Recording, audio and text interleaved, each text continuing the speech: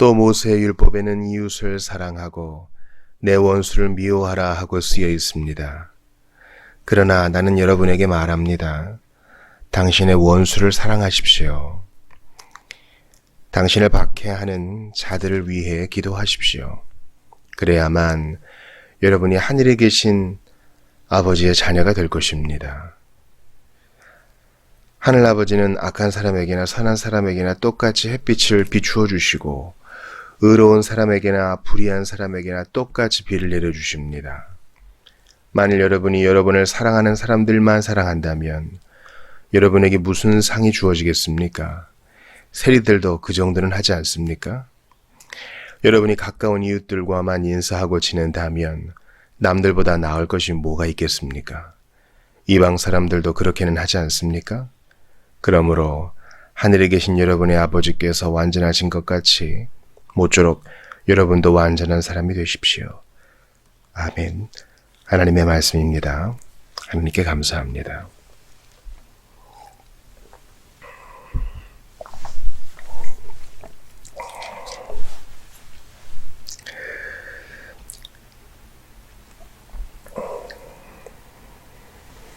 마태복음의 끝부분을 보고 있습니다.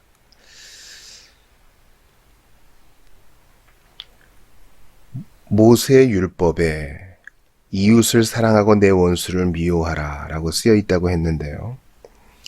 모세의 율법에서 말한 원수는 누구입니까? 바로 하나님의 백성을 대적한 자들을 말하는 거죠. 아말렉이나 에돔 족속과 같다 할 수 있겠습니다. 하나님의 백성이 망하여 가고 있는데 그거 꼴 좋다. 불쌍히 여기기는커녕 오히려 혼란하고 정죄하고 또 뒤에서 공격한 자들, 하나님께서 그들을 처단할 것을 명하셨지요. 그런데 오늘 본문은 원수를 사랑하라고, 박해하는 자들을 위해서 기도하고 축복해 주라고 얘기하고 있습니다. 지난 시간과 좀 연관이 되고 있어요. 보복에 대한 가르침이 어떻게 구현되어야 하느냐, 적극적 사랑으로 구현되어야 함을 주님이 말씀하십니다. 보복을 당했는데 원수를 갚지 않는 것만으로 만족하지 말고, 보복을 당했다면 그가 얼마나 딱한 형편에서 그런 일을 했겠는가, 그도 역시 피해자다, 이런 생각으로 불쌍히 여겨주어라 라는 것이 우리 예수님의 가르침입니다. 분명한 분별은 필요해요. 왜냐하면 지난 시간에 수차례 강조했던 것처럼 공의에 대한 부분, 이 준법에 대한 부분에 있어서는 우리가 그냥 넘어가지 않아야 할 필요도 있습니다. 세속 정부가 법의 이름으로, 법이 있음에도 불구하고 이런 보복을 한다? 여기에 대해서는 항거해야 되지요. 그거는 세속 정부의 불법적 요소이기 때문에 그렇습니다. 그것도 사랑의 방법으로, 자비의 방법으로 가능한 한 충돌 없이 해결해야 하는 것이 시민으로서의 우리의 의무라 했습니다. 그런데 개인적인 일에 있어서, 물론 공적인 것과 개인적인 것을 칼로 자르듯이 탁 나누기는 어려워요. 그러나 개인적이고 사적이면 사소하며 굳이 법정으로까지 가지 않아야 될 문제들이 이 세상에 비일비재하지 않습니까? 그런 부분에 있어서 주님 말씀하십니다. 저주하라. 저주하라. 굳이 이기려고 하지 말아라. 이겨먹으려고 하지 말아라. 보복하지 말아라. 여러분, 요즘 현대 심리학에서 어린 시절의 경험, 그때의 어떤 결핍과 그때의 어떤 트라우마가 성인이 돼서까지 문제가 된다라는 얘기를 여러분 수차례 들으셨을 거예요. 문제가 있는 어린이들을 진단하는 프로그램이 있습니다. 그래서 그 문제를 해결해주는 프로그램이 있죠. 근데 10의 9은 보통은 다 부모 문제예요, 여러분. 그죠? 아이가 왜 이럴까? 우리 아이가 왜 이렇게 유별나고 왜 이렇게 문제를 일으킬까? 가만히 이렇게 들여다보면은 부모에게 문제가 있는 경우가 허다합니다. 그러니까 내게 그렇게 행하는 원수가 순전하게 악한 마음으로 그렇게 할 수도 있어요. 불구대천의 원수, 세상과 마귀와 육신이 그렇게 할 수도 있단 말이죠. 그냥 하나님 백성이 미운 거야. 그러나 어떤 경우는요, 그렇게 딱 분별하기가 어려울 때가 있어요. 직장의 상사가 나를 괴롭힙니다. 나를 괴롭힌다고 생각을 하는데 그 사람도 아무렇지도 않은 것 같아. 그럴 때 이렇게 들어보는 거야. 무엇이 그를 이렇게 만들었는가? 어떤 요소가 그를 이렇게 굳게 만들었는가 생각하면서 불쌍히 여기며 마음으로 기도해 주는 것입니다. 이게 바로 일상생활을 살아가는 산상수훈의 사람의 모습이라는 것입니다.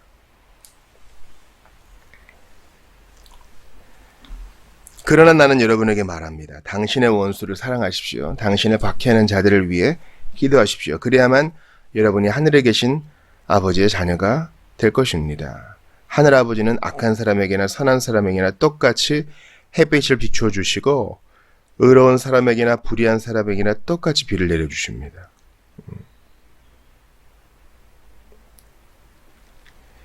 우리 주님은 순전한 동기로 단지 주님께서 이렇게 말씀하셨기 때문에 순종하는 것을 원하셔요. 여러분, 하나님께서 왜 죄인을 구원하십니까? 그 이유에 대해 한번 생각해 보죠. 세상은 얘기하죠. 야, 내가 너한테 왜 친절을 베풀어? 네가 나한테 그렇게 갚아줄 능력도 없는데 내가 왜 너한테 친절을 베풀어야 돼? 세상의 논리는 이렇다고 할 수 있습니다. 우리 주님이 죄인을 구원하신 이유는 죄인을 통해서 뭔가 덕 보려고 하심이 아니에요. 그렇죠. 그리고 죄인 자체에, 세상 자체에 뭔가 사랑할 만한 요소가 있어서 그런 것도 아닙니다. 그렇죠. 죄와 허물로 죽어있는 자인데 그 안에서 어떤 미쁨, 이쁨을 어떻게 볼 수 있겠어요. 그래서 하나님의 마음을 움직인 것은 하나님의 영원하신 사랑입니다. 자신 안에 동기가 있어요. 우리도 그렇게 해야 된다는 것입니다. 하나님의 사랑이 우리에게 부음바 되었으니 우리가 원수를 사랑하는 것은 야, 내가 이렇게 원수를 사랑하면 그들이 나를 칭찬해 주겠지. 내가 이렇게 원수를 사랑하면 나를 보는 태도가 좀 바뀔 수 있을 거야. 나의 승진이나 또 살아가는 사회생활에 있어서도 도움이 되겠지. 주님은 이런 모든 헛된 외적 동기들을 물리치라고 말씀하세요. 단지 주께서 말씀하셨기 때문에. 또한 내가 다른 사람에게 어떻게 보일까 하는 그 문제 자체에 대해서도 초연하라 주님 말씀하세요. 여러분, 사람이 자기를 위해 사는 한 그는 민감하고 경계 많고 시기 가득한 사람이 됩니다. 우리 지난 시간에 고린도후서 말씀 봤잖아요. 주님을 위해 사는 것 외에 다른 의미는 없어요. 나를 위해 산다는 것은요, 항상 긴장 가득한 삶이에요. 왜냐면 나의 행복을 위해서, 나의 명예와 나의 꿈을 위해서 방해하는 요소들이 너무 많거든요. 주님은 거기에 대해서 초연하라고 말씀하십니다. 주님은 다른 사람의 시선이 아니라 세상의 평가가 아닌 새로운 사랑의 원칙을 우리에게 제시하시고 그 지배를 받으라 하십니다. 주께서 너를 사랑하셨기 때문에, 그리고 네가 그 사랑 지금도 받고 있기 때문에 너도 그렇게 하라.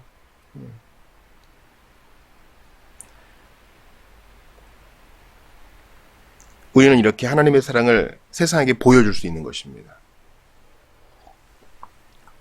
그러니까 사람들의 시선이 아니라, 다른 외부의 평가가 아니라 내 안에 부음받은 하나님의 사랑,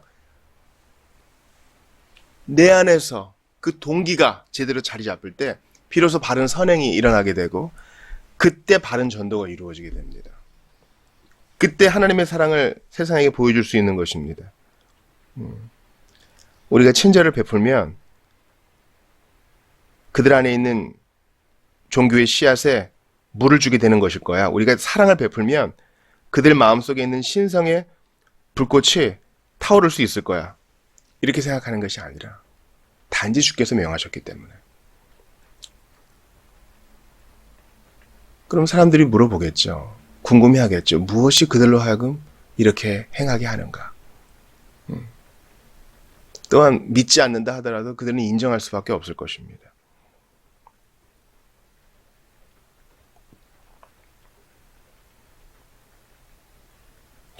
왜 원수들이 나를 핍박하지? 왜 사람들이 날 그냥 두지 않지?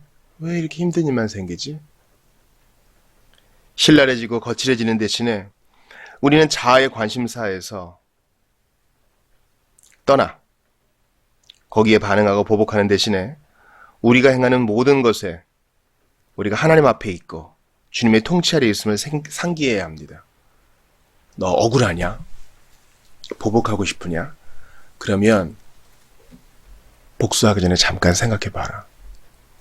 너는 어떠한 용납을 받았느냐? 주님이 우리에게 말씀하세요. 너는 어떤 오래 참음을 받았느냐? 주님이 우리에게 도전하시는 거죠. 너 어떤 사랑을 지금 받고 있느냐? 네가 행한 대로 하늘에서 갚아줬느냐? 너는 선한 일을 한 것에 대해서는 상을 바라지. 그러나 악한 일을 행한 것에 대해서 합당한 부응을 받아도 되겠느냐? 우리는요, 우리가 원하는 대로만 일을 굽어서 생각하는 경향이 있어요. 그러나 주님은 네가 받은 사랑과 은총을 생각하라 말씀하십니다. 이러한 사랑을 생각할 때 우리는 마침내 우리를 핍박하는 자들을 불쌍히 여길 수 있게 됩니다. 그래서 나 자신에 대한 연민을 잊어버릴 정도까지 돼요. 제가 처음에 제자훈련을 시작할 때 너무 바빠서 죄 지을 틈조차 없습니다. 이런 얘기를 한 적이 있어요. 주님을 따라가고 그것을 훈련하는데 너무 시간이 바빠서 옛날에는 시간만 주어지면 죄 짓고 즐길 생각만 했는데 훈련을 하니까 정신이 없어요. 누우면 자야 되고. 마찬가지로 하나님께서 내게 주신 그 사랑을 생각하니 그 사랑에 겨워서 다른 이들을 불쌍히 여기고 너무 그런 나머지 나를 불쌍히 여길 시간이 없는 거예요. 자기 연민에서 해방되는 것입니다. 이해가 되세요? 이해가 되세요? 여러분, SNS상에 사진이 막 올라옵니다. 너무 행복하죠? 진짜 우울한 사람은요, 과도한 행복함, 기쁨을 보입니다. 그리고 카메라가 꺼지고 홀로 남았을 때 비로소 자신의 본 모습이 드러납니다. 자기 연민에 빠지는 것이죠. 나는 이게 없어. 난 저게 없어. 오늘 내 포스팅을 올렸지만 나는 수영장 딸린 집이 없어. 나는 나를 사랑해주는 사람이 없어. 나는 화목한 가정이 없어. 나는 정말 내게 충성하는 애완동물이 없어. 나는 자산이 없어. 나는 원래 가난한 집 출신이거든. 나는 건강이 없어. 조금만 움직여도 피로를 느껴. 자기 연민에 빠지는 겁니다. 어느 정도 하고 빠져나와야 되죠. 자기 객관화가 안 돼요. 거기 그 늪에 빠져서 그 즐겨요. 그리고 이것을 방어기제로 사용합니다. 나는 이러니까, 나는 저러니까. 이런 사람은요, 제가 장담합니다. 제자로 자라갈 수 없어요. 없다고요! 어떻게 그런 사람이 그리스도의 군사가 돼요? 아, 중대장님, 저 오늘 다리가 너무 아파서 전투에 못 나가겠습니다.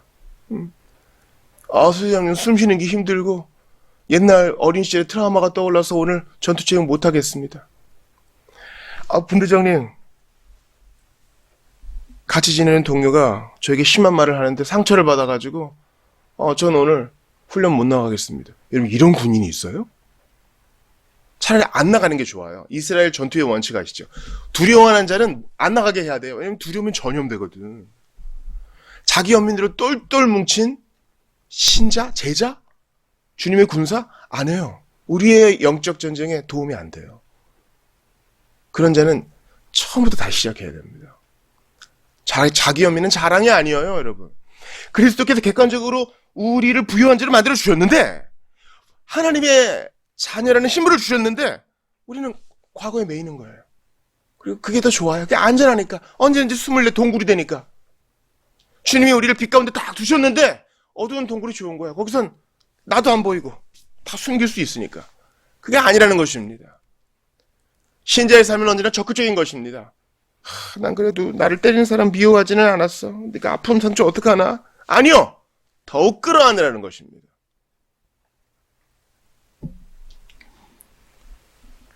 참된 신자는, 참된 그리스도의 군사는 때가 너무 늦기 전에 그들의 영혼을 구하며 그들의 눈을 뜨게 해달라고 기도하는 사람입니다. 이것 때문에 스스로 용서가 되는 거예요. 기도의 용장이 되는 것입니다. 여러분, 이것만 해도 시간이 부족해요. 세월이 살같이 빠르게 지나고 있다고요. 세월이 살같이 빠르게 지나 쾌락이 끝이 나고 사망의 그늘이 너와 내 앞에 둘리며 가리우네. 기력이 쇠하기 전에 이 일 해야 됩니다.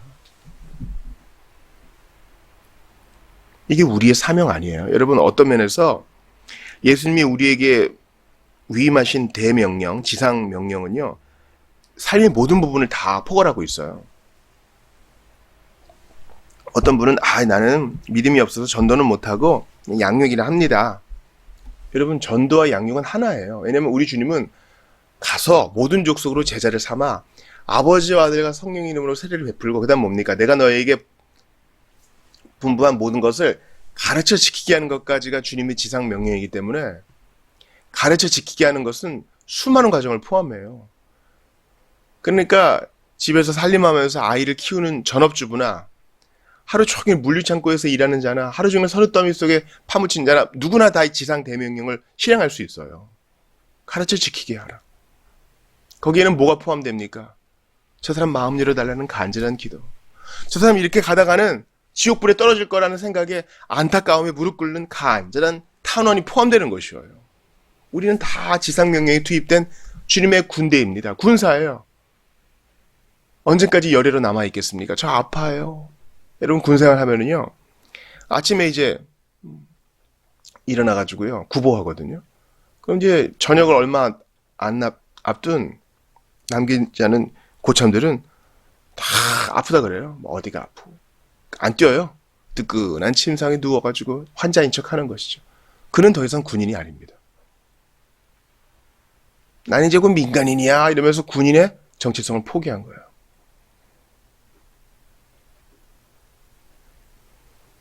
그리스도를 이 땅에 보내시어 십자가를 지게 하신 것은 바로 원수에 대한 관심, 잃어버린 영혼에 대한 하나님의 관심 때문이었습니다. 우리 예수님은 이러한 관심에 너무나 매몰되신 나머지 자기 자신을 돌보지 않으셨어요. 자기를 학대했다는 뜻은 아닙니다. 그렇기 때문에 더욱 복되신 분이었어요. 사도 요한이 말합니다. 하나님을 사랑하는 것은 이것이니 우리가 그의 계명들을 지키는 것이라. 그러니 자기 연민에서 벗어나세요. 그리고 적극적으로 사랑하세요. 이러면 사랑하는 거예요. 좋아하라 그런 게 아니에요. 좋아하는 건 기호기 때문에 내 뜻대로 잘 안 돼. 매운 거 싫어하는 사람이 어떻게 매운 걸 어떻게 좋아할 수 있겠어요? 좋아하는 것과 사랑하는 것은 달라요. 사랑은 의지의 문제거든요.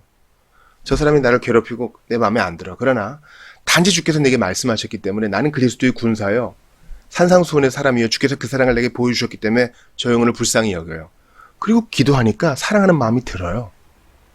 호감이 생겨요. 그리고 용납할 수 있게 되어요. 하나님을 사랑하는 것은 주님을 좋아하는 것이 아니라 그의 계명들을 단순히 지키는 거예요. 그가 말씀하셨기 때문에.